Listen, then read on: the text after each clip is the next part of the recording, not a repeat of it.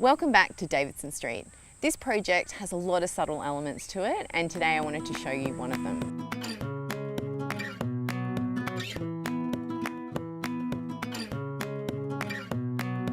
So behind me is some informal walking tracks, and essentially these came about because the community told us they wanted better access to the creek, but they really wanted to retain the natural values of this area. So what we did was we simply left areas unplanted and allowed the community to make their own informal walking tracks. This provided much better access to the creek, and community can now get right into this area, sit down and enjoy the sound and the sights of their creek.